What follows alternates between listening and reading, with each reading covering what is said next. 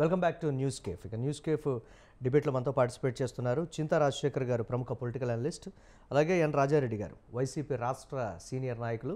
వారిద్దరు కూడా లైవ్లో ఉన్నారు. మరి కాసేపట్లో ఉప్పలపాటి శ్రీనివాస్ చౌదరి గారు, వారు కూడా లైవ్లో జాయిన్ అవుతారు. ముందుగా రాజారెడ్డి గారు నమస్తే అండి. నమస్తే. సిట్ దర్యాప్తుకు సంబంధించి కుట్ర కోణము ఉంది. ఎన్నికల్లో హింసపై సిట్ ప్రాథమికంగా ఇచ్చినటువంటి విచారణలో దాదాపుగా 1370 మంది నిందితులుగా పేర్కొన్నారు. అరెస్ట్ చేసింది మాత్రం 24 మంది. మరొక విడత కూడా మళ్ళీ మేము రిపోర్ట్ ఇస్తామనేటువంటి మాట కూడా చెప్పారు. సో ఎలా చూడాలి ఈ కోణాన్ని? స్థానికంగా ఉండేటువంటి నాయకులతో అధికారులు కుమ్మక్కయ్యారు. అందుకే ఆ స్థాయిలో తీవ్రత ఉన్నప్పటికీ కూడా సెక్షన్స్ నమోదు చేయడంలో కూడా అలసత్వం కావచ్చు, లేకపోతే నామినల్ సెక్షన్సే మెన్షన్ చేశారనేటువంటి ఒక మాట. ఏం చెప్తారు మీరు? సార్, స్వతంత్ర టీవీ ప్రేక్షకులకి, అలాగే పెద్దలు చింతా రాజశేఖర్ గారు, చింతా రాజశేఖర్ సార్ గారికి, అలాగే డిబేట్లో వస్తున్నటువంటి ఉప్పలపాటి శ్రీనివాస్ చౌదరి, మీకు ధన్యవాదాలు. సార్, ఇప్పుడు ఈ ఎలక్షన్ సందర్భంగా ప్రత్యక్షంగా నేను కూడా పాల్గొన్నాను. మాది యాక్చువల్గా తిరుపతిలో మేము కూడా ఎన్నికల్లో పాల్గొనడం జరిగింది. తిరుపతి పక్కన ఉన్నటువంటి చంద్రగిరిలో, ముఖ్యంగా చంద్రగిరిలో గతంలో ఎప్పుడు కూడా ఇలాంటి హింసాత్మకమైనటువంటి సంఘటనలు జరగలేదు. వాటిల్లో ముఖ్యంగా మేము పులివర్తి నాని తెలుగుదేశం పార్టీ అభ్యర్థి పైన ఇలా దాడి చేయడాన్ని పూర్తిగా ఖండిస్తున్నాం. ప్రజాస్వామ్య దేశంలో ఇలాంటి సంఘటనలు జరగకూడదు. అంతకుముందు మనం చూస్తే కూచువారిపల్లి అనేటువంటి ఒక పల్లిలో, ఆ పల్లిలో ఉండేటువంటి 2 వర్గాలు ఉన్నాయి. 2 వర్గాల్లో ఒకటి కమ్మ కులం, 2 రెడ్డి. ముఖ్యంగా దాంట్లో ఎక్కువ కులం ఉండేది కమ్మ కులం, రెడ్లు ఉండేది రెండు ఫ్యామిలీలు మాత్రం. ఆ 2 ఫ్యామిలీలో ఉండేటువంటి చంద్రశేఖర్ రెడ్డి మండల అధ్యక్షుడు, చంద్రగిరి మండలానికి సంబంధించినటువంటి వైసీపీ పార్టీకి అధ్యక్షుడు. ఆయన ఏజెంట్ కూడా ఉన్నారు, జనరల్ ఏజెంట్ కూడా అక్కడ ఉన్నారు మండలానికి సంబంధించి. ఉన్న సందర్భంగా వైసీపీ తెలుగుదేశం పార్టీకి సంబంధించినటువంటి గూండాలు ఇంట్లో వాళ్ళ అమ్మ మంచం మీద పడుకోనుంటే ఆ మంచం తీసుకొచ్చి బయట పెట్టి ప్లాన్డ్గా పెట్రోల్ మరి తీసుకెళ్ళి, అదేదో మామూలుగా ఏదో పోయినప్పుడు స్పాంటేనియస్గా జరిగినది కాకుండా పెట్రోల్ క్యాన్లలో పెట్రోల్ కూడా తీసుకెళ్ళి ఆ ఇంట్లో ఏదైతే ఉన్నాయి వస్తువులు, బీరువా కానీ, ఫ్రిడ్జ్లు కానీ, డబ్బులు కానీ, నగలు కానీ, ఇవన్నీ కూడా కాల్చి, పెట్రోల్ పోసి కాల్చి, ప్రజాస్వామ్య దేశంలో జరగాల్సిన సంఘటనలు కాదు అది ఒకటి. అంతకుముందు మోహిత్ రెడ్డి ఎన్నికల సందర్భంగా ఒక అభ్యర్థిగా వెళ్ళిన సందర్భంగా మోహిత్ రెడ్డి పైన దాడి చేసి తన కారును ధ్వంసం చేసి పెట్రోల్ పోసి కాల్ చేశారు. ఇది ఒకటి. తర్వాత ఇంకా మన అనేకమైన సంఘటనలు చంద్రగిరి కాన్స్టిట్యున్సీలో జరిగాయి. రెండవది పల్నాడులో నర్సరావుపేట కానీ, పల్నాడు సంబంధించి కానీ అన్ని విహారాలు మనం చూస్తాం. మూడవది పెద్దారెడ్డి, ముఖ్యంగా మనం తాడిపత్రిలో చూస్తే పెద్దారెడ్డి ఇంటిపైన ఆడ దాడి చేసింది తెలుగుదేశం వాళ్ళతో పాటు పోలీసులు. మనం చూస్తున్నాం మీడియాలో, పోలీసులు అక్కడికి వెళ్ళినప్పుడు ఏదైనా ఒక సంఘటన సంబంధించి ఎవరైనా అసాంఘిక కార్యక్రమాలు చేసినా, లేకపోతే చట్టవిరుద్ధమైనటువంటి కార్యక్రమాలు చేసినా వారిని అరెస్ట్ చేయాలా, వారికి సంబంధించినటువంటి జైల్లో పెట్టాలి. ఏదైనా అక్కడ అటువంటి సంఘటన జరిగిన బాధ్యులు ఎవరైతే ఉంటారో వాళ్ళపైన చర్య తీసుకోవాలి. అట్లా జరగలేదు. అందరం చూసాం, ప్రజాస్వామ్య దేశం ప్రపంచం అంతా చూసింది టీవీలో వచ్చి. వాళ్ళ ఇంట్లో ఒక సీసీ కెమెరాలు ఉంటే సీసీ కెమెరాలను కూడా పగలగొట్టేటువంటి, ఎందుకంటే బయట వేస్తున్నటువంటి బయట బిఎస్ఎఫ్ వాళ్ళు వచ్చారు, బయట సీసీ కెమెరా పగలగొట్టి మరీ ఇంటిపైన దాడి చేసి ఇంట్లో అన్ని విధ్వంసం చేయడం జరిగింది. సీసీ కెమెరాలు ఎందుకు పగలగొట్టాలి? అంతమంది వాళ్ళ లోపలికి దూరిన తర్వాత ఏదైనా తప్పు చేసినప్పుడు అరెస్ట్ చేసి దానికి సంబంధించిన చట్టమైన చర్య తీసుకోవాలి. సీసీ కెమెరాలు మరీ దాడి ఇవన్నీ కూడా ఏంటంటే వీటి వెనుక అంతా కూడా చంద్రబాబు నాయుడు వాళ్ళ వదిన పురంధేశ్వరి. ఎందుకంటే చంద్రబాబు నాయుడు గైడెన్స్ ఇస్తే పురంధేశ్వరి గారు లిస్ట్ ఇచ్చి అక్కడ ఉండేటువంటి ఎస్పీలు ఎక్కడైతే మారారో అక్కడక్కడ వైసీపీ నేతల ఇళ్లలో కూడా పెట్రోల్ బాంబులు దొరికాయనేటువంటి కొన్ని విమర్శలు కూడా ఉన్నాయి కదా రాజారెడ్డి గారు, దాన్ని ఎలా చూడాలంటారు? అవన్నీ మామూలుగా అంటే మామూలుగా అధికారం ఉండేది వైసీపీ పార్టీ అధికారం ఉండేది. కానీ ఈసీ పరిధిలోకి వచ్చిన తర్వాత వైసీపీ పార్టీకి అధికారం ఉండేది కాదు, అది ఈసీ చూసుకుంటున్నది టోటల్గా. అప్పుడు అక్కడ ఏమైనా చేయొచ్చు. ఆ ఈసీ ఎవరు మాట వింటుంది? అధికార పార్టీ సంబంధించి కేంద్ర ప్రభుత్వం మాట వినొచ్చు, జనరల్గా చెప్పేది. తర్వాత అలాగే అదే పద్ధతిలో పురంధేశ్వర్ గారు లిస్ట్ ఇచ్చిన తర్వాత మారినటువంటి ఎస్పీలు, కలెక్టర్లు వీళ్ళందరూ కూడా అక్కడ వాళ్ళు చెప్పిన చోట వాళ్ళు ఏదైతే మారారో అక్కడే హింస ఘటనలు జరిగాయి. దీనికి అందరికి పురంధేశ్వరి కారణం, చంద్రబాబు నాయుడు కారణం. ఎందుకంటే చంద్రబాబు నాయుడు ఈ చిట్ట చివరి ఎన్నికలు ఆయననే చెప్పాడు, ఇదే చివరి ఎన్నికలు, నేను ఉండను అని. ఈ చివరి ఎన్నికల్లో ఒకసారైనా మళ్ళా ముఖ్యమంత్రి పీఠం ఎక్కాల, కాబట్టి ముఖ్యమంత్రి పీఠం ఎక్కాలంటే ఏమైనా చేయండి, నేను చేయండి. చంద్రగిరిలో మేము చూస్తానండి, లోకల్లో లోటు లేరు. మేము చంద్రగిరి కాన్స్టిట్యున్సీలో బయట నుంచి అన్ని తెప్పించుకున్నాడు, చిత్తూరు నుంచి. చంద్రగిరి కాన్స్టిట్యున్సీ చిత్తూరు నుంచి గూండాలను, రౌడీలను తెప్పించుకునేసి అక్కడ అందరిపైన మోహిత్ రెడ్డి పైన దాడి చేసినట్టు కూడా బయటపడాలి. అంటే ఏదైనా దీనికి సంబంధించి సిట్ అలాగే రాజారెడ్డి గారు సిట్ ఇచ్చినటువంటి రిపోర్ట్లో మాత్రం దాదాపుగా 1370 మందిని దోషులుగా, నిందితులుగా పేర్కొన్నప్పటికీ కూడా 124 మందినే ఎందుకు అరెస్ట్ చేశారు? మిగతా వారిని కావాలంటే పట్టుకోలేరా? లేకపోతే వాళ్ళని ఎందుకు కేసులకు సంబంధించి విచారణలో కావచ్చు, లేకపోతే ఇతరత్ర ఎఫ్ఐఆర్లో వాళ్ళ పేర్లు ఎందుకు నమోదు చేయలేదు? చాలా వరకు కూడా నామినల్ కేసులు పెట్టారనేటువంటి మాట కూడా సిట్ దర్యాప్తులు అయితే ఉంది. సో చూద్దాం దీనికి సంబంధించి ఎటువంటి పరిణామాలు. మాట్లాడదాం ఒకసారి రాజశేఖర్ గారితో ఒకసారి మాట్లాడిన తర్వాత నేను మళ్ళీ మీతో మాట్లాడతాను. చింతా రాజశేఖర్ గారు ఉన్నారు, సీనియర్ పొలిటికల్ అనలిస్ట్, వారితో మాట్లాడదాం. రాజశేఖర్ గారు నమస్తే అండి. గుడ్ మార్నింగ్ అండి. మీకు ప్యానలిస్టులకి, వీక్షకులందరికీ వెరీ గుడ్ మార్నింగ్ అండి. అధికార ప్రతిపక్షాల మాటల దాడులు మొత్తం మీద అయితే వాస్తవాన్ని అయితే సిట్ దర్యాప్తులో కీలకంగా మారుతున్నటువంటి పరిస్థితి అయితే ఉంది. సిట్ దర్యాప్తు పారదర్శకంగా జరుగుతుంది. కానీ రేపు ఒకవేళ ప్రభుత్వాలు మారితే ఈ ఘటనకు సంబంధించినటువంటి వారిలో టీడీపీ వారున్నా కానీ, లేకపోతే వైసీపీ వారున్నా కానీ, వచ్చిన ప్రభుత్వానికి మాత్రం సర్కారుకు అగ్ని పరీక్ష అనేటువంటి ఒక మాట, ఎందుకంటే కేంద్ర దర్యాప్తు సంస్థల అధీనంలో జరుగుతున్నాయి కాబట్టి అనేటువంటి ఒక మాట ఎలా ఉండబోతుంది అంటారు ఇది పరిణామాలన్నీ కూడా? అది పెద్ద తలనొప్పి కానీ పెద్ద చర్యలు కానీ ఉంటాయని నేనేం అనుకోవట్లేదండి. ఎందుకంటే గతంలో కోడెల శివప్రసాద్ గారు, మాజీ హోంమంత్రి గారు, ఆయన హోంమంత్రిగా ఉన్నప్పుడు ఆయన ఇంట్లో ఎన్నికల సమయంలో ఎన్నికల కూడా అమల్లో ఉండగా బాంబుల డంపు పేలి ఒక రూమ్ కూలిపోయింది. ఓకే, ఆ స్థాయిలో ఉన్నా గానీ ఆయన మళ్ళీ రాజకీయాల్లో కొనసాగారు, మంత్రి పదవులు చేశారు, స్పీకర్ పదవులు చేశారు.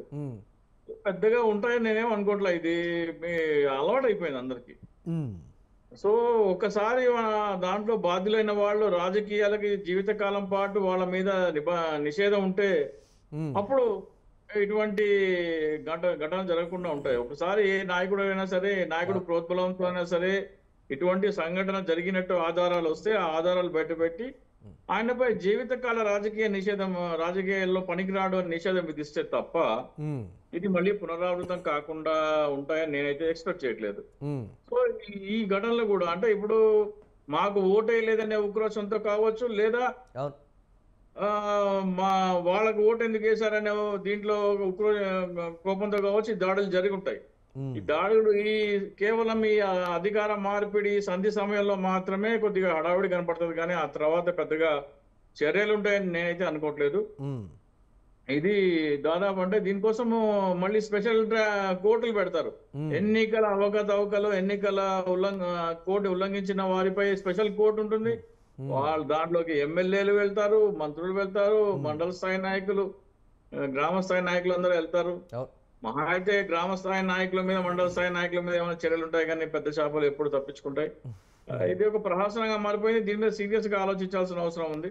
ఎప్పుడైతే ఏ రాజకీయ పార్టీ అయినా సరే నిష్పక్షపాతంగా మాదైనా సరే వాళ్ళదైనా సరే తప్పే అనే ధోరణి ఈ రాజకీయ నాయకుల్లో లేనంత వరకు ఇది కష్టమే. ఇది అంటే సిట్ విచారణ పారదర్శకంగా జరుగుతుందా అనేటువంటి అనుమానాన్ని కూడా వ్యక్తం చేస్తున్నటువంటి పరిస్థితి ఉన్నాయి ఇరు పార్టీలు కూడా. దాని ఎలా చూడాలంటారు? డిఫరెంట్ గా సిట్ అంటే వాళ్ళ నివేదిక వాళ్ళు ఇస్తుంది, కానీ మన రాష్ట్ర నాయకులు కాకుండా జ్యుడిషియల్ ఎంక్వైరీ అయితే బయట రాష్ట్రం నుంచి ఏమైనా తెప్పించేస్తే ఇంకా చాలా బాగుండేది. ఎందుకంటే ఇక్కడ ప్రతి ఒక్క నాయకుడికి ఒక పార్టీతో అఫిలియేషన్ గానీ ఇంక్లినేషన్ గానీ ఉంటది, మనం చూస్తున్నాం, అది దురదృష్టకరం. సో ఆయా సందర్భాల్లో వాళ్ళకున్న పరిచయాలు, వాళ్ళకున్న ఒత్తిడుల మేర, అలాగే రాబోయే ప్రభుత్వం ఎవరిదా అని అటు తేలకుండా ఉంది కాబట్టి దాన్ని కూడా వాళ్ళు కూడా కర్ర విరగకుండా పాము చావకుండా వ్యవహరిస్తారు. అది పెద్దగా ఏముంటది. ఎన్నికల్లో ఒక వార్తగా ఉంటది. ఎన్నికల ఫలితాలు వచ్చిన తర్వాత ఇవన్నీ తెరమరుగున పడిపోతాయి. పెద్దగా చర్యలు ఉంటాయని నేనైతే ఏమి ఎక్స్‌పెక్ట్ చేయట్లా. అంటే పోలీసులు కూడా బలైపోతున్నారు. స్థానికంగా ఉండేటువంటి నేతల కనుసన్నల్లోనే వారు పనిచేశారు కాబట్టి ఇప్పుడు వారిపైన కూడా చర్యలుంటాయి. మొత్తం మీద వారే బలిపశువులు అనేటువంటి మరొక మాట కూడా వస్తుంది. దీన్ని ఎలా చూడాలంటారు? ఇక్కడ బదిలీ అంటే మొత్తము ఒక్కసారి ఎప్పుడైతే మీరు డీజీపీని బదిలీ చేసేసారో మొత్తం పోలీస్ యంత్రాంగం ఎన్నికల కమిషన్ ఆధ్వర్యంలోకి వెళ్ళిపోయింది. అలాగే ఈ అంటే ఆశ్చర్యకరమైన విషయం ఏంటంటే ఎక్కడెక్కడైతే మనకి అధికారులు పోలీస్ అధికారులు జిల్లా స్థాయి అధికారుల బదిలీ జరిగిందో అక్కడే ఈ ఘర్షణ జరగడం అనేది కూడా కొద్దిగా ఆలోచించాల్సిన విషయం. ఎందుకు అలా జరిగింది అని. అంటే వాళ్ళు ఇంకా పూర్తిగా వాళ్ళు తమ జ్యూరిస్డిక్షన్ పై తమ యంత్రాంగంపై పట్టు సాధించలేదా? లేకపోతే వాళ్ళకి సమయం సరిపోలేదా? ఏంటి అనేది మనం తర్వాత తెలుస్తుంది మనకి. కాకపోతే ఎక్కడెక్కడైతే అధికారుల బదిలీ జరిగిందో అక్కడే ఘర్షణలు జరిగినాయి. అవును. ఇవన్నీ మనము అంతకు ముందు జరిగిన ఘర్షణలకి ప్రతిదాడులా? లేకపోతే ఇక్కడ ఓడిపోతున్నామనే అక్కసుతో దాడి జరిగిందా? లేకపోతే ఇతర పార్టీల వాళ్ళ మీద పాత కక్షలు ఏమైనా ఉంటే ఇప్పుడు తీర్చుకుంటున్నారా? అనేది కూడా మనం ఆలోచించాల్సిన అవసరం. అంటే పూర్తి నివేదిక వస్తే గానీ మనం చెప్పలేము. అవును. ఎందుకంటే ఏ పార్టీకి ఆ పార్టీ మా తప్పు లేదు, మేము సచ్చీలురము, ఎదురు పార్టీదే తప్పు అని చెప్పి ఏ పార్టీకి ఆ పార్టీ క్లెయిమ్ చేసుకుంటారు. సో ఇక్కడ ఒక పార్టీ ఈ పార్టీ ఆ పార్టీ అని కాదు. ఏ పార్టీ పెత్తనం చేయగలిగితే ఆ పార్టీ పెత్తనం చేసే ప్రయత్నం చేసి ఉంటది. ఇరు పార్టీలు కూడా ఇన్వాల్వ్ అయ్యిండొచ్చు. ఎక్కడెక్కడైతే తాము బలంగా ఉన్నామో అక్కడక్కడ వాళ్ళు దాడులు చేసే అవకాశం కూడా ఉండొచ్చు. ఎస్. అంటే దీనికి సంబంధించి మరొక వార్త ఏంటంటే కొనసాగుతున్న సిట్ దర్యాప్తు అరెస్టులు ఛార్జ్ షీట్లు పూర్తయ్యేదాకా దానిదే బాధ్యత. గుంటూరు ఐజీ అనంత డిఐజీలతో కలిసి పనిచేయాలని బ్రిజ్లాల్కు డీజీపీ నిర్దేశం అనేటువంటి మాట. ఈ కేసు ఒక కొలిక్కి వచ్చేంత వరకు కూడా ఎక్కడా కూడా విచారణలో జాప్యం కావచ్చు ఇదంతా ఉండేటువంటి పరిస్థితులు ఖచ్చితంగా దోషులకు శిక్ష అనేది పడుతుంది అనేటువంటి కాన్ఫిడెంట్గా కూడా చెప్తున్నటువంటి మాట. ఇదెలా చూడాలంట? అంటే అది నిజంగా జరిగితే మంచిదే. అది దోషులకు ఖచ్చితంగా శిక్ష పడితే జరిగితే మంచిదే. కానీ మన గత చరిత్ర చెప్తుంది కదా అటువంటి ఏమీ జరగలేదని. మన గత చరిత్ర ఇటువంటి స్టేట్మెంట్లే గతంలో కూడా వచ్చాయి. ఇటువంటి స్టేట్మెంట్లే చాలా చూసాం మనము. సో ఇవన్నీ గత చరిత్ర చూస్తే మనకి ఇవన్నీ చర్యలు ఉంటాయి అని చెప్పి మనమేమి ఎక్స్పెక్ట్ చేయలేము, ఆశించలేము మనం ఏమి. ఎస్, మాట్లాడదాం దీనికి సంబంధించి. రైట్, రాజారెడ్డి గారు, అది ప్రతిపక్షం విమర్శిస్తున్నటువంటి మాటలు ఏంటి అని అంటే కావాలనే మూకదాడి కావచ్చు, ఇతరత్ర పెట్రోల్ బాంబులతో దాడులు కావచ్చు, ఒక తిరిగి అంటే పోలింగ్ శాతం నమోదవుతున్న కొద్దీ ఓటర్లను భయపెట్టేటువంటి పరిస్థితులు, భయభ్రాంతులకు గురి చేసి పోలింగ్ శాతం నమోదవ్వకుండా వైఎస్ఆర్ కాంగ్రెస్ పార్టీయే అడ్డుకోవాలని చూసింది అనేటువంటిది ప్రతిపక్షం చేస్తున్నటువంటి విమర్శ ఈ కోణానికి సంబంధించి. దీనికి సంబంధించి ఈసీకి కూడా కంప్లైంట్ చేసినటువంటి పరిస్థితి ఉంది. ఇది ఎలా చూడాలి? ఇప్పుడు ఎక్కడ జరిగిందండి అది? ఎక్కడ, ఏ కాన్స్టిట్యున్సీ కంటిన్యూగా ఏ జిల్లాలో జరిగింది? ఎందుకంటే వాళ్ళ ఎక్కడైనా చూడండి, ఇప్పుడు ఎన్ని చోట్ల చూసినా, పల్నాడు చూసినా, అనంతపురం చూసినా, చంద్రగిరి కాన్స్టిట్యున్సీలో ముఖ్యమైనటువంటి ఈ ప్రాంతంలో చూసినా అన్నీ కూడా జరిగింది తెలుగుదేశం పార్టీ వాళ్ళే ఎక్కువ ఇలాంటి ఘటనలు, గలాటలు కానీ చేసి. ఇప్పుడు ఈవెన్ అనంతపురంలో జరిగిన దాంట్లో కూడా వాళ్ళే ఉంటారు. అలాగే మా చంద్రగిరి జరిగిన దాంట్లో కూడా వాళ్ళే ఉంటారు. ఈవెన్ తిరుపతిలో కూడా అనేక కొన్ని చోట్ల చిన్న చిన్న సంఘటనలు జరిగినా కూడా వాళ్ళే ఉన్నాయి. కాబట్టి ఇవన్నీ కూడా ఏంటంటే వాళ్ళు జరిపి వాళ్ళే ఇటువంటి సంఘటనలు చెప్పి అధికార పక్షం పైన వాళ్ళు ఈరోజు అట్లాంటి దాడులు జరిగాయని చెప్పి ఇస్తున్నారు తప్ప ఇవి ఎక్కడా కానీ అధికార పక్షం ముఖ్యంగా ఎక్కడ అట్లాంటి 1-2 చోట్ల జరిగిండొచ్చు, కాదనట్లేదు.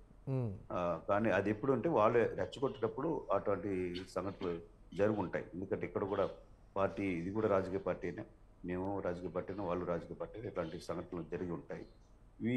ఇట్లాంటి సంఘటనలు ఎప్పుడు గతంలో మనం చూడలేదు. కొన్ని చోట్ల ఇప్పుడు పూర్వకాలంలో జరిగి ఉండొచ్చు కాక ఇట్లాంటి సంఘటనలు ఈ మధ్య కాలంలో జరగలేదు. దీనికి అంతటికి కారణం ఈరోజు కూటమిగా ఏర్పడిన తర్వాత తెలుగుదేశం పార్టీ, బీజేపీ పార్టీ అండ చూసుకొని బీజేపీ పార్టీలో ఇచ్చినటువంటి దీంట్లో ముఖ్యంగా ఏం జరిగినా కానీ ఈరోజు అరెస్ట్ అయిన వాళ్ళు ఎవరంటే మా చంద్రగిరిలో పులపర్తి నానిపైన దాడి చేసిన మా వాళ్ళు వచ్చి అరెస్ట్ అయ్యారు. అరెస్ట్ అయినట్టు వాళ్ళు కడప జైల్లో ఉన్నారు. మిగతా ఎవరున్నారు? తెలుగుదేశం పార్టీ వాళ్ళు ఉండరు. ఈరోజు చెన్నైలోనో, బెంగళూరులోనో, గోవాలోనో ఇతర ప్రాంతాలకు వెళ్ళిపోయి తెలుగుదేశం పార్టీ సంబంధించిన క్యాడర్ అలాంటి కేసు వాళ్ళు ఎక్కువ మంది వాళ్ళు ఈరోజు బయట ఉన్నారు. వాళ్ళని అరెస్ట్ కాలేదు. అక్కడ ఉండేటువంటి పోలీసు వాళ్ళ ముందు జరిగినా కానీ ఇంటిపైన దాడి చేసేది కానీ, కాల్చేది కానీ, పోలీసు ఆ కారుని, మోహిత్ రెడ్డిని ఉండేటువంటి కారుని కాల్చేయడం అన్నీ కూడా చూస్తున్నప్పుడు పోలీసు వాళ్ళు ఎందుకు అరెస్ట్ చేయలేదు, ఉమ్, వాళ్ళు ఎందుకు ఇంతవరకు పారిపోయినా కానీ వాళ్ళపైన ఎందుకు చర్య తీసుకోలేదు? ఉమ్, కాబట్టి ఇవన్నీ కూడా ఏంటంటే బీజేపీ పార్టీకి కూటమి ఏర్పడిన తర్వాత బీజేపీ పార్టీ తనకు అంటుందని చెప్పని కేంద్ర ముఖ్యంగా పురంధేశ్వర్ గారు ఇచ్చినట్టు లిస్టు ఎస్పీలు మారిన తర్వాత ఎస్పీ నుంచి ఇచ్చినట్టు గైడెన్స్ మేరకి తెలుగుదేశం పార్టీ నాయకులను అరెస్ట్ చేయకుండా వాళ్ళ మీద కేసులు కూడా తగినటువంటి సెక్షన్స్ పెట్టకుండా ఈరోజు ఓన్లీ వైఎస్ఆర్ కాంగ్రెస్ పార్టీ సంబంధించిన నాయకుల్ని కార్యకర్తలు మాత్రమే దాడులు చేయించి దానికోసం ఇట్లా. ఎందుకంటే ఈసారి మేము ఏదైనా అధికారం రావాలి తప్ప అధికారం రాకపోతే లేదనే పద్ధతులు ఇట్లా చేశారు. కాబట్టి మేము దాన్ని పూర్తిగా ఖండిస్తున్నాం. వైఎస్ఆర్ కాంగ్రెస్ పార్టీ సంబంధించిన నాయకులందరూ కూడా మా నాయకులు ముఖ్యంగా అక్కడ ఉండేటువంటి ఈవెన్ చంద్రగిరిలో కూడా చెవిరెడ్డి భాస్కర్ గారు డైరెక్ట్గా వచ్చి మా వాళ్ళందరూ కూడా తీసుకొని వచ్చి ఇట్లాంటి సంఘటనలు జరగకూడదు అని చెప్పని వారే స్వచ్ఛందంగా, ఎందుకంటే మా నాయకుల్ని నాని వాళ్ళ వైఫ్ దగ్గరికి పంపించి ఇట్లాంటి సంఘటనలు జరగకుండా చూస్తున్నామని చెప్పంటే ఆమె మరీ రెచ్చగొట్టింది. ఇట్లాంటి సంఘటనలు జరుగు మన టీవీలో కూడా చెప్తుంది, ఉంటే మీరు ఉండాలా లేకపోతే మేము ఉండాలి. ఎప్పుడైనా మా స్టేట్మెంట్ ఉందా? మేము గెలిస్తే మీరు ఉండరు, మీరు గెలిస్తే మేము ఉండము. ఇది ఈ రెచ్చగొట్టే పద్ధతిలో ఇంటర్వ్యూలో కూడా ఆమె సుధారెడ్డి అనే ఇంటర్వ్యూలు కూడా జరిగింది. దీనివల్ల కార్యకర్తలు మరింత రెచ్చిపోతారు కదా. ఏ కార్యకర్తలైనా, ఏ పార్టీ కార్యకర్తలైనా నాయకులు ఉన్నట్టు వాళ్ళు సమన్వయం పాటించాలి. సమన్వయం పాటించి కార్యకర్తలు ఏదైనా జరిగినప్పుడు వాళ్ళకి సంబంధించినటువంటి ఇది శాంతిగా చూడాలో. ఏదైతే ఇది జరిగిందో, ఇది జరిగినప్పుడు చట్టబద్ధమైనటువంటి చర్యలు తీసుకుంటారు. కాబట్టి మేము అలాంటి వాటికి మరింత ప్రోత్సహించకూడదని చెప్పాల్సిన బాధ్యత నాయకుల పైన ఉంది. ఎక్కడైనా ఒకసారి చూడండి, మా నాయకులు చెవిరెడ్డి భాస్కర్ రెడ్డి కానీ, మోహిత్ రెడ్డి కానీ ఇట్లాంటి రెచ్చగొట్టే పద్ధతులు ఉండేటువంటి ఎక్కడ హింసాత్మక సంఘటన జరిగినా, వాళ్ళ కారు కాల్ చేసినా, మా కార్యకర్తలు ఇల్లు కాల్ చేసినా ఎక్కడా కానీ రెచ్చగొట్టే పద్ధతులు చెప్పలేదు. ఆమె మోహిత్ రెడ్డి మన పులివర్తి నాని భార్యనే రెచ్చగొట్టే పద్ధతులు చేయడం జరిగింది. ఇవన్నీ చేయడం వల్ల అంటే మరింత జరిగే అవకాశాలు ఉంటాయి. కాబట్టి దీనిపైన ఎవరైనా, ఏ పార్టీ అయినా మేము ఏదైతే 350 మంది ఉన్నారో వాళ్ళందరిపైన సంబంధించినటువంటి చర్యలు తీసుకోవాల్సిందే. వాళ్ళు ఫ్యూచర్లో అటువంటి సంఘటనలు జరగకుండా ప్రజాస్వామ్యతలో ఈరోజు గెలుస్తారు, గెలిచిన వాళ్ళు గెలుస్తారు, ఓడిన మళ్ళీ కూడా అందరూ కూడా గ్రామీణ ప్రాంతం ఒకవేళ కీలక నేతల ప్రమేయం ఉండకపోయినా ద్వితీయ శ్రేణి నేతల ప్రమేయంతో ఒకవేళ దాడులు జరిగాయనేటువంటి విషయం తెలిస్తే సొంత పార్టీ నేతలైనప్పటికీ కూడా చర్యలు ఉంటాయా అనేటువంటి ఒక ప్రశ్న వైఎస్ఆర్ కాంగ్రెస్ పార్టీలో. సార్ ఇప్పుడు ఇదేగా మీరు చెప్పాను కదా నేను, ఎందుకంటే మా కార్యకర్తలను ఎవరైనా కానీ ఎటువంటి సంఘటనలు జరగకుండా చూడాల్సిన బాధ్యత మా వాళ్ళపైన ఉంది. కాబట్టి అలా చేశారు. తర్వాత సంఘటనలు మా నాయకులు ఇంటిపైన దాడి చేసి పెట్రోల్ పోసి దగ్ధం చేసి కార్లు, అంటే ఒక అభ్యర్థి ఎలక్షన్ రోజు పోయే సందర్భంగా కారు పైన పెట్రోల్ పోసి కాల్చినా కానీ ఎక్కడ ఎలాంటి ఇది జరగలేదు. కేవలం మహిళా యూనివర్సిటీలో ఒక జరిగినటువంటి ఆయన పులివర్తి నాయన ఆ రోజు మీరు చూడండి, మహిళా యూనివర్సిటీలో ఏదైతే ఉన్నాయో అక్కడ కూడా ఆయన పోతే ఏదైనా అభ్యర్థి పోయినప్పుడు ఆయన అభ్యర్థి అక్కడ చూడాలి, అంటే ఏమి స్ట్రాంగ్ రూమ్ ఎలా ఉందో చూసారు. ఆయన వెంట దాదాపు 200-300 మంది వస్తారా, అంటే వాంటెడ్గా కాకుండా ఈ 200-300 మంది వచ్చి ఆ రోజున చూసినటువంటి ఇది కూడా చూడండి, టీవీల్లో వచ్చినట్టు కూడా చూడండి. ఈ రెచ్చగొట్టే పద్ధతిలో చేయడం ఇవన్నీ కూడా ఏంటంటే వాళ్ళే రెచ్చగొట్టి, తెలుగుదేశం వాళ్ళే రెచ్చగొట్టి వైసీపీ కార్యకర్తలని ఈ పద్ధతిలో రెచ్చగొట్టడం వల్ల ఈ చిన్న పార్టీ సంఘటనలు జరుగుతున్నాయి. కాబట్టి దీనిపైన సిట్ సార్ చింతా రాజశేఖర్ చెప్పారు. అక్కడ సిట్ అధికారిగా ఉండేటువంటి రవి మనోహరాచార్య అని అతను, నేను చిన్నప్పటి నుంచి చూస్తున్నాను. తిరుపతి పరిసర ప్రాంతాల్లోని, మదనపల్లి ఈ ప్రాంతాల్లోని ఎస్ఐగా, సిఐగా, డిఎస్పీగా ఉన్నారు. వారిని సిట్ అధికారిగా వేశారు. ఉండొచ్చు, ప్రలోభాలకు ఏ పార్టీకైనా ఉండొచ్చు, నేనేం కాదనట్లేదు. అట్లాంటి వాళ్ళని కాకుండా వేరే రాష్ట్రం వల్ల, లేకపోతే వేరే జిల్లాల వల్ల, లేకపోతే ఈ రాష్ట్రం కానట్టు వాళ్ళు ఎస్సీ సిట్ వేసి నిష్పక్షపాతంగా చేయాలి. అది వైసీపీ దాడులు చేసిందా, తెలుగుదేశం దాడులు చేసిందా, లేకపోతే ఎవరు చేశారనేది నిష్పక్షపాతంగా చేస్తే ఇంకా బాగుండేది. కాబట్టి దీనిపైన ఇప్పటికైనా కానీ, ఎందుకంటే ఈ ఎన్నికల కౌంటింగ్ తర్వాత కూడా ఇలాంటి సంఘటనలు జరగకుండా కౌంటింగ్ రోజు మరింత పటిష్టమైనటువంటి భద్రత కల్పించాలి. ఇది అన్ని రాజకీయ పార్టీలకు మంచిది, అందరు ప్రజలకు కూడా మంచిది. ఎందుకంటే ఇటువంటి ఆస్తుల ధ్వంసం, తర్వాత వ్యక్తిగతమైన భౌతికమైన దాడులు ఇవన్నీ కూడా చేయకూడదని చెప్పని నేను కోరుతున్నాను. చూద్దాం దీనికి సంబంధించి. రాజశేఖర్ గారు, మీరు ఇందాక అన్నట్లుగా ఎన్నికల తర్వాత ఇదంతా కూడా ఏమీ ఉండదు, ఎన్నికల వేడిలో ఉండేటువంటి పరిస్థితి అనేటువంటి మాట కూడా మీరు చెప్పారు. సో నిజంగా ప్రజలు ఎన్నికలు వస్తున్నాయంటే అల్లర్లు జరుగుతాయి, సమస్యాత్మక ప్రాంతాలు గుర్తించడం అనేటువంటి మాట అయితే చెప్తున్నారు. కానీ ఎన్ని భద్రతాపరమైనటువంటి చర్యలు తీసుకున్నా వీటిని నిరోధించడంలో ఎందుకు ఫెయిల్ అవుతున్నారు అనేటువంటి ఒక మాట. ముఖ్యంగా కొన్ని ప్రాంతాలకు సంబంధించి అయితే ఎన్నిక అంటే అక్కడ గొడవ కామన్, లేకపోతే ఇళ్ళు తగలబెట్టడమో, లేకపోతే వెహికల్స్ తగలబెట్టడమో, లేకపోతే మనుషుల ప్రాణాలు తీయడమో ఇక్కడ సహజంగా జరిగేది అనేటువంటి ఒక మైండ్ సెట్లో కూడా వెళ్ళిపోతున్నటువంటి పరిస్థితి ఉంది ప్రజలు. దీనికి సంబంధించి ఎలా చూడాలంటారు? దీనికంటే రాబోయే రోజుల్లో ఒక కసరత్తు జరుగుతుంది ఎన్నికల కమిషన్. ఎవరి ఇంట్లో నుంచి వాళ్ళే ఓటు వేసే బదులు, అంటే వాళ్ళు బయోమెట్రిక్ తీసుకొని సిస్టంలో వాళ్ళ సెల్ ఫోన్లో కానీ లేకపోతే వాళ్ళ కంప్యూటర్లో కానీ ఇంటి నుంచే ఓటు వేసే ఒక సిస్టమ్ గురించి ఒక ఎన్నికల కమిషన్ కసరత్తు చేస్తుంది. అది నాకు తెలిసి వచ్చే ఎన్నికల్లో కూడా అమలయ్యే అవకాశం లేదు. కానీ అది వచ్చిన తర్వాత ఎవరింట్లో నుంచి వాళ్ళే ఓటేసుకునే పరిస్థితి ఉంటే ఇంకా ఎవరిని బెదిరించే అవకాశం ఉండదు. మరి అది ఎంతవరకు సాధ్యమో అసాధ్యమో మనం చెప్పలేం. కానీ అది వస్తే మాత్రం ఖచ్చితంగా ఈ గొడవలకి ఈ అల్లర్లకి చెక్ పెట్టే అవకాశం ఉంది. ప్రస్తుతం ఉన్న దీంట్లో కూడా ఇప్పుడు వయోవృద్ధులకి ఇంటికి వెళ్ళి ఓటు తీసుకుంటున్నట్టు సెక్షన్ వైజ్ మహిళలకి ఈ సమయం నుంచి ఈ సమయం, వృద్ధులకి ఈ సమయం నుంచి ఈ సమయం, అంటే క్రౌడ్ మొత్తం రోడ్డు మీదకి రాకుండా ఒకేసారి, అంటే పోలింగ్ బూత్ దగ్గర తప్ప మిగతాదంతా 144 సెక్షన్ పెట్టి ఎవరైనా సరే అక్కడ ఉంటే వాళ్ళ మీద పెద్ద కఠినమైన చర్యలు. అంటే మీరు దాన్ని ఎన్నికల సమయంలో మీరు ఒక మాబ్ చూపిస్తున్నారంటే వాళ్ళ మీద ఐడెంటిఫై చేసి వాళ్ళ మీద 10 సంవత్సరాలు 15 సంవత్సరాలు జీవిత ఖైదు లాంటివి ఏమైనా పెట్టి, ఎందుకంటే ప్రజాస్వామ్యాన్ని కూని చేసే ఒక ప్రక్రియ వస్తుందంటే దాన్ని చాలా సీరియస్ గా తీసుకుని తీవ్రమైన శిక్షలు కనుక పెడితే దీన్ని మనం నివారించే అవకాశం ఉంటుంది. ఎస్, చూద్దాం. కానీ పార్టీలు మాత్రం వీటిని విశ్లేషిస్తున్న తీరు విమర్శలు ప్రతి విమర్శలే తప్ప మీరు ముందు కవ్వింపు చర్యలకు పాల్పడ్డారంటే మీరు పాల్పడ్డారు కాబట్టే మేము ఆ స్థాయిలో సవాళ్ళు ప్రతి సవాళ్ళు దాడులు కూడా చేశాం, మీరు దాడులు చేస్తే మేము చేతులు కట్టుకుని కూర్చుంటాం అనేటువంటి రీతిలో కూడా చేస్తున్నటువంటి మాట. వీరు ఒక్క మాట అనగానే పక్కనున్నటువంటి కార్యకర్తలు అందరూ కూడా ఇంకా రెట్టించిన ఉత్సాహంతో దాడులకు తెగబడేటువంటి సంస్కృతి. పార్టీల అధినేతలు కూడా కంట్రోల్ చేయలేనటువంటి సిచ్యువేషన్కి పార్టీ కార్యకర్తలు వెళ్ళిపోయారు అనేటువంటి కొన్ని విమర్శలు కూడా ఉన్నాయి. దీన్ని ఎలా చూడాలి అసలు? అంటే దీంట్లో చాలా అంశాలు ఉంటాయండి. అంటే ఇది కేవలం ఎన్నికల అంశం కూడా కాదు. ఒక సందర్భం కోసం, ఒక అవకాశం కోసం వేచి చూసే వారికి వాళ్ళ పాత కక్షలు కానీ ఏమన్నా ఉంటే అది తీసుకునేందుకు ఇక్కడ ఈ అవకాశాన్ని ఉపయోగించుకుంటారు. సో దీనికి కేవలం పూర్తిగా ఎన్నికల వల్లనే కాదు, వాళ్ళ వ్యక్తిగత కక్షలు ఉంటాయి, వాళ్ళ గతంలో తులనాడుకున్న మాటలు ఉంటాయి, ఇవన్నీ ఉంటాయి. వీటన్నిటికీ కేవలం ఆ పార్టీకి ఓటేస్తున్నారు ఈ పార్టీకి ఓటేస్తున్నారు అని మాత్రమే మనం చూడలేము. పలు కారణాలు ఉంటాయి. సో గతంలో ఏమన్నా సరే మీకు మనసులో కక్షలు కార్పణ్యాలు ఉంటే అవి తీర్చుకునేందుకు ఇది ఒక చక్కటి అవకాశంగా వాళ్ళు తీసుకుంటారు. ఎందుకంటే ఎన్నికల కమిషన్ ఆధ్వర్యంలో ఉంది కాబట్టి మాకేం సంబంధం లేదని రాజకీయ నాయకులు వాళ్ళు తప్పించుకునే అవకాశం ఉంది కాబట్టి వాళ్ళు దీన్ని తీసుకునే ఇదిగా ఉంటుంది. కాబట్టి దీనికి టోటల్ గా అంటే ఈ సంధి సమయం ఏదైతే ఉందో, అంటే ఎన్నికల కూడా అమల్లోకి వచ్చి నుంచి రిజల్ట్స్ వెలువడేదాకా సమయం ఏదైతే ఉందో దాన్ని టోటల్ గా ఏ చిన్న చర్య ఏ చిన్న చట్టాన్ని ఉల్లంఘించినా సరే తీవ్రమైన పరిణామాలు ఉంటాయి. అంటే మీకు సాధారణంగా మీరు ఒక చిన్న క్రైమ్ కి 6 నెలల నుంచి ఏడాది శిక్ష పడేటట్టు ఉంటే ఈ సమయంలో అటువంటి క్రైమే చేస్తే దానికి 10 శిక్ష ఉంటుంది అనేది ఒకటి కొత్త ఇది తీసుకురావాలి. అంటే ఇక్కడ టోటల్ డిసిప్లిన్ ఉండాలి ఈ సంధి కాలంలో. అంటే ఎన్నికల కోడ్ అమలు ఉన్న సమయంలో ప్రతి ఒక్క పౌరుడి వ్యవహార శైలి చాలా బాధ్యతాయుతంగా ఉండాలి, డిసిప్లిన్ గా ఉండాలి. ఆయన ఏమాత్రం చట్టాన్ని ఉల్లంఘించినా సరే సాధారణ సమయంలో పడే శిక్షల కంటే తీవ్రమైన శిక్షలు ఈ సమయంలో ఉంటాయనే కొత్త చట్టాలు వస్తే తప్ప దీన్ని మనం నివారించలేము.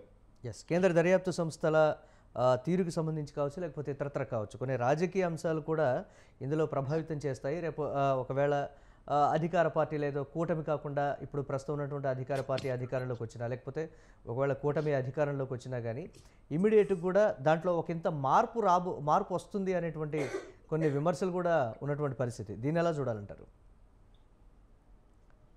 దీన్ని చూడలేమండి. ఎందుకంటే ప్రతి ఒక్క రాజకీయ పార్టీ వాళ్ళ కార్యకర్తలని సంరక్షించుకునే దిశగానే ప్రయత్నిస్తుంది. కార్యకర్త కూడా నా మీద కేసు ఉంటే తీయించలేకపోతే నీకెందుకు పని చేయాలా అనేది కూడా కార్యకర్త మనోభావం ఉంది.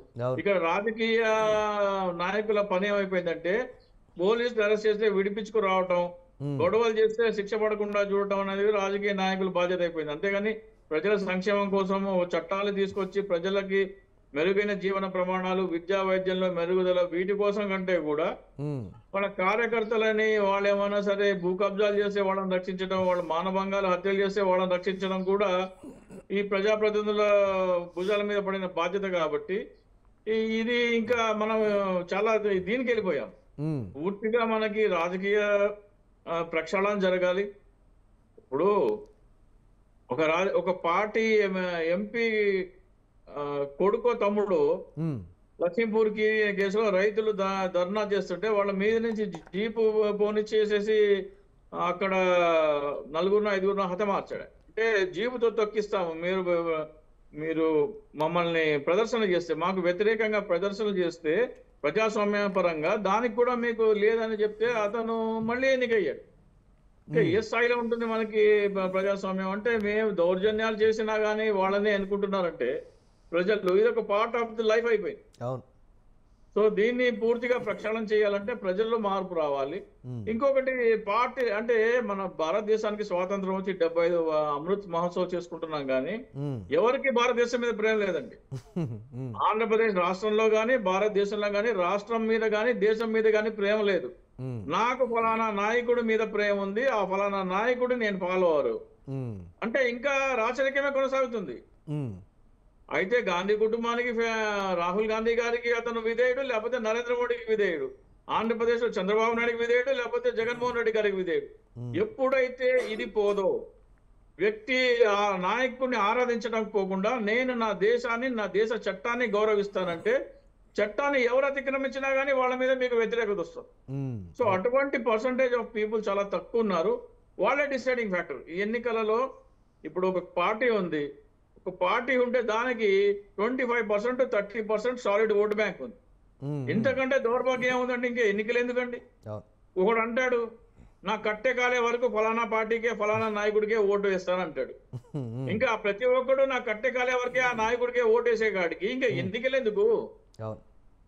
సో మీరు వాళ్ళ రాజకీయ నాయకుల పనితీరు పరిశీలించి వాళ్ళ పనితీరు సరిగ్గా లేకపోతే వాళ్ళని మార్చేందుకు, వాళ్ళ పనితీరు బాగుంటే కొనసాగించేందుకు వాళ్ళకి అవకాశం ఇవ్వాలి. ఇవన్నీ ఎప్పుడు చూడాలి మీరు? పరిస్థితులను బట్టి ఓటర్లో కూడా మార్పు రావాలంటారా? పరిస్థితులను బట్టి ఓటర్లో కూడా మార్పు రావాలంటారా? ఓటర్లో ఆ దిశగా ఎడ్యుకేట్ చేసే వాళ్ళు ఎవరు లేరు కదా. నువ్వు నాకు బానిసగానే ఉండు. అంటే రాజశేఖర్ గారు ఇక్కడ ఒక విమర్శ ఉంది. పార్టీలు ఓటర్ను ప్రలోభ పెట్టడమా, కన్ఫ్యూజ్ చేయడమా, లేకపోతే మ్యానిపులేట్ చేస్తున్నాయా, లేకపోతే ఒకంత గందరగోళానికి దారి తీసేటువంటి విమర్శలు కావచ్చు, లేకపోతే అటువంటి హామీలు గుప్పిస్తున్నారు అనేటువంటి ఒక కన్ఫ్యూజన్ అయితే ఎప్పటి నుంచో ఉన్నటువంటి సిచ్యువేషన్ కూడా ఉంది. రాజశేఖర్ గారు మాట్లాడదాం ఒకసారి. ఎస్ రాజారెడ్డి గారు, ఫైనల్గా వైఎస్ఆర్ కాంగ్రెస్ పార్టీ జరుగుతున్నటువంటి పరిణామాలకు సంబంధించి సిట్కు చాలా వరకు కూడా కంప్లైంట్స్ ఇచ్చినటువంటి పరిస్థితి ఉంది. అంటే ఇక్కడ దాదాపుగా అక్కడ విచారణలో కావచ్చు, పోలీసుల దర్యాప్తులో కూడా అక్కడక్కడ వైసీపీ వారి ఇళ్లలో పెట్రోల్ బాంబులు, అలాగే దాడులకు చేసినటువంటి వ్యూహ రచన, కొన్నిటిని పోలీసులే నివారించారు అనేటువంటి కొన్ని మాటలు కూడా చెప్తున్నటువంటి పరిస్థితి. ఒకవేళ దీనికి సంబంధించి మేజర్గా వైఎస్ఆర్ కాంగ్రెస్ పార్టీ వారే ఉన్నారు అనేటువంటి విమర్శలు కూడా సిట్ దర్యాప్తులో ఉన్నాయనేటువంటి మాట కూడా వినపడుతుంది. ఈ కోణాన్ని ఎలా చూడాలి సార్? ఇప్పుడు ముఖ్యంగా దాని తర్వాత మాట్లాడదాం. చింతా రాజశేఖర్ సార్ చెప్పినట్లు ఎన్నికల సందర్భంగా జరుగుతున్నటువంటి హింసాత్మకమైనటువంటి ఘటనలో కేసులు పెడితే ఆ కేసులు త్వరగా పూర్తి చేయట్లేదు. దానికి ఉదాహరణ ఏంటంటే, నేను ఇప్పుడు కోర్టు ప్రాక్టీస్కి వెళ్తున్నాను. ఆ కోర్టులో ప్రత్యేకమైనటువంటి హైకోర్టు కూడా ఒక ప్రత్యేకమైనటువంటి ఎవరికైతే రాజకీయ నాయకులు ప్రత్యేకమైన కోర్టు ఏర్పాటు చేశారు. కానీ అప్పుడు మొన్నెప్పుడు అయిపోయినటువంటి ఒక ఎంపీ అభ్యర్థి కేసు పెడితే ఆ ఎంపీ అభ్యర్థి కూడా 5 years అయిన తర్వాత ఇప్పటికీ జరుగుతుంది. అట్లా కాకుండా ఫాస్ట్ ట్రాక్ కోర్టు మాత్రమే పెట్టి ఆ ఫాస్ట్ ట్రాక్ కోర్టులో ఎన్నికలకు సంబంధించిన ఏదైతే గలాట్ అయిందో, ఎవరైతే దానికి బాధ్యులో వాళ్ళ పైన నిష్పక్షపాతంగా చర్య తీసుకుంటే ఫ్యూచర్లో కూడా భయం ఉంటుంది ఎవరికైనా. కానీ ఇట్లాంటి ఘటనలు జరిగితే ఇట్లాంటి శిక్షలు పడతాయి, కాబట్టి మనం చేయకూడదు అనేటువంటిది ప్రజలకు, ముఖ్యంగా ఏ రాజకీయ పార్టీ నాయకుడికైనా, మేము వైఎస్ఆర్ ఒకటే కాకుండా తెలుగుదేశం అయినా, బీజేపీ అయినా, కాంగ్రెస్ అయినా, ఎవరైనా కానీ అటువంటి సంఘటనలు జరగకుండా ప్రశాంతమైనటువంటి వాతావరణం, ఎన్నికలు అనేది జరుగుతాయి. ఎన్నికలు అంటే ఏ రాజకీయ పార్టీకి వాళ్ళు చేసినటువంటి సంక్షేమ పథకాలు కానీ వాళ్ళ అభివృద్ధి కానీ చూసిన తర్వాత ఓటు వేయాలి. అలాగే నాయకులకు సంబంధించిన ఏ నాయకుడు అయితే మంచి చేస్తారో నాయకుడు చూసుకుని ఓటు వేయాలి. అలా కాకుండా ఎటువంటి గలాటాలు, ఎందుకంటే ఏమైనా కానీ గలాటాలు చేసైనా కానీ కొట్టైనా కానీ మనం బలం ఉన్న చోట మనం బలహీనుల్ని కొట్టేసి మనం అక్కడ రావాలి, లేకపోతే కొన్ని చోట్ల బూతులో గతంలో ఉండేటువంటి టిక్కింగ్ చేసుకోవాలి, వాళ్ళు రానికుండా చేస్తారు అనేటువంటి సంఘటనలు జరగకుండా ఉండాలంటే ఇటువంటిది తప్పక పెట్టాలి. ఒక ప్రభుత్వమా లేకపోతే చట్టమా పార్లమెంటా అసెంబ్లీ అనేది తీసుకొని వచ్చి డెఫినెట్గా అట్లాంటి ఫాస్ట్ ట్రాక్ కోర్టు పెట్టి తొందరగా తేల్చాలి. తేల్చిన తర్వాత ఎటువంటి సంఘటనలు జరగకూడదని చెప్పిన కూడా మేము కోరుకుంటున్నాం. రెండోది ఏంటంటే ఈరోజు ఈ సంఘటనలు అన్నీ కూడా ఏంటంటే కేవలం వైఎస్ఆర్ కాంగ్రెస్ పార్టీకి సంబంధించిందో తెలుగుదేశం పార్టీకి సంబంధించిందో కాదు. 175 కాన్స్టిట్యున్సీల్లో అన్ని చోట్ల ప్రశాంతంగా జరిగాయి. ఒక 10-15 లోపల చిన్నవి, ఒక 4-5 చోట్ల పెద్ద సంఘటనలు తప్ప మిగతా అన్ని చోట్ల బాగా జరిగాయి రాష్ట్రం అంతా కూడా. ఎవరైతే రెచ్చగొట్టే పద్ధతులు వాళ్ళైనా వైఎస్ఆర్ కాంగ్రెస్ పార్టీ వాళ్ళైనా తెలుగుదేశం అయినా రెచ్చగొట్టే పద్ధతులు జరిగితే నాయకులు అక్కడ సమయం పాటిస్తే అట్లాంటి సంఘటనలు జరగవు. ఆ నాయకులు సమయం పాటించమని నేను చెప్పాను కదా, చంద్రగిరిలో పులివర్తి నాని భార్య ఉంటే వీరని ఉండాలి లేకపోతే మేము ఉండాలనే పద్ధతులు పెడితే రెచ్చగొడతారు. అటువంటిప్పుడు కార్యకర్తల్లో కూడా కింది స్థాయి రెండవ సెకండ్ లీడర్షిప్లో కూడా డెఫినెట్గా ఎందుకంటే రెచ్చిపోతారు. రెచ్చిపోకుండా చూడాల్సిన బాధ్యత పై స్థాయి నాయకులది. అందుకనే మా నాయకులు ముఖ్యమంత్రి జగన్మోహన్ రెడ్డి గారు కూడా ఎక్కడా కానీ ఇటువంటి సంఘటనలు జరగకూడదని చెప్పని ఏ ప్రాంతంలో కూడా గతంలో కడప జిల్లాలో అంటే పార్టీల అధినేతలు కొన్ని విషయాల్లో మౌనంగా ఉన్నారు కాబట్టి జరగరానివన్నిటి కూడా కొన్ని దారుణమైనటువంటి ఘటనలు జరిగాయనేటువంటి కొన్ని విమర్శలు కూడా ఉన్నాయి కదా రాజారెడ్డి గారు. ఈ కోణాన్ని కూడా ఇప్పుడు మౌనంగా ఉంటే ఎవరైనా రెచ్చుకుంటారండి. మౌనంగా అంటే అటువంటి సంఘటన జరగకుండా చూడాలని చెప్పి కోరుతారు. మా ముఖ్యమంత్రి గారు కూడా ఆయన ఎలక్షన్ తర్వాత కూడా అదే పద్ధతులు చెప్పారు, ఇటువంటి సంఘటన జరగకూడదని చెప్పని. అదే పద్ధతిలో ప్రతిపక్ష పార్టీలకు సంబంధించిన మిగతా పార్టీలు కూడా ఉండాలి. నాయకులు వాళ్ళు మీరు అన్నట్లు అట్లాంటి సంఘటనలు జరగకుండా చూడాల్సిన బాధ్యత ఉంది. అదే అట్లా కాకుండా రెచ్చగొట్టే పద్ధతులు జరిగితే రాష్ట్రంలో దేశంలో ఎక్కడైనా రెచ్చగొట్టే పద్ధతులు జరుగుతాయి. కాబట్టి అది ఒకటి. ఒకసారి ఇట్లాంటి సంఘటన జరిగిన తర్వాత ఎవరికైతే వాళ్ళు శిక్ష పడుతుందో వాడు ఎన్నికలంగా పోటీ చేయకూడదు, ఏ పార్టీ అయినా. అటువంటి ఇది తీసుకొని రావాలి. ఎందుకంటే ఒకసారి వాడు ఈ చెప్పారు, రాజశేఖర్ సార్ చెప్పారు, ఎందుకంటే ఉత్తరప్రదేశ్ జరిగినటువంటి దీంట్లో రైతులపైన దాడి చేసి అంటే ఎన్నికంటే రాజారెడ్డి గారు ఎన్నికంటే ప్రజల్లో కొన్ని ప్రాంతాలకు సంబంధించి పక్కన పెడితే ఈ 5 సంవత్సరాల పరిపాలన కావచ్చు, లేకపోతే ఈ 5 సంవత్సరాల అభివృద్ధి, ఈ 5 సంవత్సరాల్లో మాకేం ఒరిగింది, మేము ఏ విధంగా అభివృద్ధి అయ్యాము ఆర్థికంగా కావచ్చు ఇతరత్ర కావచ్చు అనేటువంటిది బేరీజు వేసుకొని వేసేటువంటి పరిస్థితులా, లేకపోతే కుల మత రాజకీయాల మధ్యలో మేము ఓటు వేస్తున్నామా, వీటి కోసం వేస్తున్నామా, లేకపోతే మా భవిష్యత్తు కోసం వేస్తున్నామా అనేటువంటి ఒక క్లారిటీకి అయితే ఓటర్లో చైతన్యం కావచ్చు, ఓటర్ వస్తున్నటువంటి పరిస్థితి ఉంది. కానీ అక్కడక్కడ జరుగుతున్నటువంటి దాడులకు సంబంధించి మాత్రం ఒకంత ఆందోళన అయితే వ్యక్తం చేస్తున్నటువంటి పరిస్థితి చూద్దాం. సిట్ దర్యాప్తులో వాస్తవాలు వెలుగులోకి వస్తాయా, లేకపోతే ఇందులో కూడా రాజకీయపరమైనటువంటి ప్రమేయంతో కేసు పక్కదారి పడుతుందా అనేటువంటి మాట కూడా చూద్దాం. లేకపోతే ఎన్నికల హడావిడిలో ఎన్నికల వేడి సందర్భంగా మాత్రమే ఈ కేసులు ఉంటాయి, తర్వాత జరిగే రాజకీయ పరిణామాల్లో వచ్చేటువంటి కేసులు అదేవిధంగా ప్రజలు దానికి కూడా అలవాటు పడిపోతారనేటువంటి రీతిలో ఉంటాయనేది కూడా చూద్దాం. రైట్, థ్యాంక్ యూ రాజారెడ్డి గారు, చింతా రాజశేఖర్ గారు న్యూస్ కేఫ్ డిబేట్లో పార్టిసిపేట్ చేసినందుకు. ఇది వాటి న్యూస్ కేఫ్. కీప్ వాచింగ్ స్వతంత్ర.